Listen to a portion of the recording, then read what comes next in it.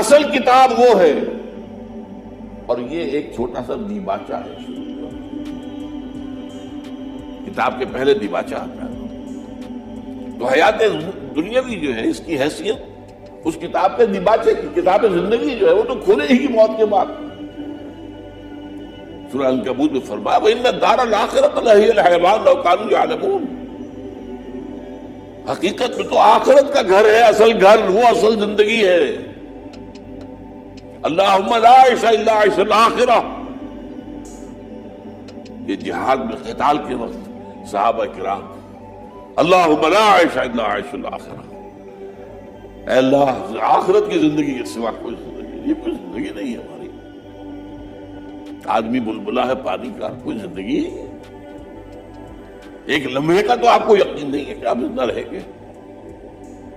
ہاں بلائے رکھیں اپنی موت میں، دوسری بات ہے، کیا پتا مسجد سے نکلے اور راستے میں کہیں آپ کا ایکسیڈنٹ ہو، کیا پتا۔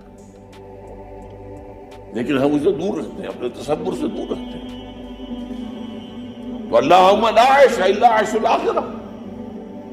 اور حضور جواب میں فرماتے تھے فاغفر للانصار والمہاجرہ، تو اے اللہ یہ انصار اور مہاجرین کی جماعت جو تیری راہ پر قتال کر رہی ہے، ان کی مغفرت فرما دے، ان کے گناہوں کو معاف فرما دے۔ تو اس اعتبار سے اب یا تو وہ کام کرو جس سے تمہاری دنیا کی کوئی ضرورت پوری ہو، ضرورت، یہ نہیں کہ دنیا کی خواہشات جو ہے وہ تو سمجھئے کہ طول عمل پھیلتا جاتا ہے ربڑ کی طرح معاملہ۔ ضرورت ایک ہے تعیش، فراوانی، زیادہ سے زیادہ سہولتیں، یہ نہیں۔ یا تو دنیا کی کوئی ضرورت پوری ہو، اور یا آخرت کے اندر انسان کو اس کا اجر و ثواب مل سکے۔ اس دو کے علاوہ کسی تیسرے کام کے لیے یہ زندگی کا کوئی لمحہ ضائع کرنا، یہ ایمان اور اسلام کے منافی ہے۔ اس کا مطلب ہے آپ کو آخرت پر یقین نہیں۔ یہی وجہ ہے سورہ مومنون میں فرمایا قد افلح المؤمنون الذین هم فی صلاتهم خاشعون والذین هم عن اللغو معرضون۔ لغو کام کہتے ہیں جو بے فائدہ، بیٹھے تاش کھیل رہے ہیں، بھائی کون سی تمہاری دنیا کی ضرورت پوری ہوئی، یا تم نے آخرت میں کچھ کمایا اس سلسلے میں؟ ایک اصطلاح ہمارے یہاں پیسٹائم، وقت گزارنے کے لیے مشغلہ۔ یہ وقت ایسی حقیر شے نہیں ہے، تو اس کا پوٹینشل ہے، اسی چیز تو بنا سکتے ہو آخرت کو۔ اللہ کے لیے اجر اللہ کے ہاں سے اسی وقت کے ذریعے سے کماؤ گے، یہ ضائع کرنے کی شے نہیں ہے۔ وقت گزاری کے مشغلے یہ انہی کے لیے ہوں گے کہ جن کو آخرت پر یقین ہے، ورنہ کیسے ممکن ہے جو وقت ملا ہے اگر آپ سبحان اللہ والحمدللہ ولا الہ الا اللہ واللہ اکبر اسی کا مٹ کیجیے، ہر کلمہ جو ہے وہ جنت میں ایک پودا بن جائے گا آپ کے لیے، وہاں جا کر آپ باغ کاٹ لیں گے، وہ جو بھی باغ ہوگا وہ آپ کے پاس ہوگا۔ وقت ضائع کیوں کر رہے ہیں؟ یا دنیا کی کوئی ضرورت پوری ہو رہی ہے، ٹھیک ہے، آپ کو معاش کے لیے کام کرنا ہے، اپنے لیے اپنے بال بچوں کے لیے روزی کمانے کے لیے، یا تو اس میں رہیں، اور یا پھر آخرت میں کمانے کے لیے۔ لیکن تیسرا کام نہ، والذین هم عن اللغو معرضون۔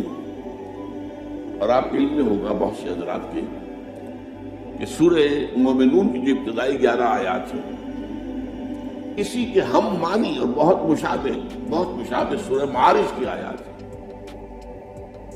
وہاں اس کی بجائے والذین هم عن اللغو معرضون کی بجائے فرمایا ہے والذین یصدقون بیوم الدین، وہ لوگ جو آخرت اور قیامت کے دن اور جزا و سزا کے حساب کے دن کو مانتے ہیں، اس پر یقین رکھتے ہیں۔ یعنی اگر جزا و سزا کے قانون پر ایمان ہے، یوم الدین جزا و سزا کے دن پر یقین ہے، تو پھر کیسے ممکن ہے آپ کسی لغو کام کے اندر فصل؟ بلکہ سورہ فرقان میں فرمایا گیا وعباد الرحمن الذین یمشون فی الارض ہونا واذا خاطبهم الجاہلون قالوا سلاما. اور اسی میں آتا ہے کہ وہ لغو میں اذا مروا باللغو مروا کراما، وہ لغو کام کی طرف متوجہ تو ہوتے ہی نہیں، خود کام کرے، خود جائیں کہیں لغو کام کے لیے نہیں. اگر کہیں گزر ہو جائے اتفاق سے، آپ جا رہے تھے، جانا ہے کہیں سڑک پر جا رہے ہیں تو آپ نے دیکھا ڈوڈگی بجی ہے، لوگ جمع ہو رہے ہیں، کوئی کھیل تماشا ہوگا، کوئی مداری ہوگا، کوئی کرتب دکھائے گا، کوئی دھوکے دے گا، کوئی ہنسائے گا، کوئی یہ کرے گا، تو پیسے آپ سے جاتے ہیں. اب آپ اس میں متوجہ ہو جائیں، اس کا مطلب ہے آپ نے وقت کی قدر و قیمت کو نہیں سمجھا. وَإِذَا مَرُّوا بِاللَّغْوِ، یعنی ایک تو ہے بالارادہ کسی لغو کی طرف جانا نہیں، اگر اتفاقاً گزر ہو جائے لغو کے پاس سے مروا کراما، وہ وہاں سے باعزت گزر جاتے، اس میں متوجہ نہیں ہوتے، اپنے وقت کا کوئی حصہ بھی، کوئی منٹ بھی ضائع کرنے کو تیار نہیں ہوتے.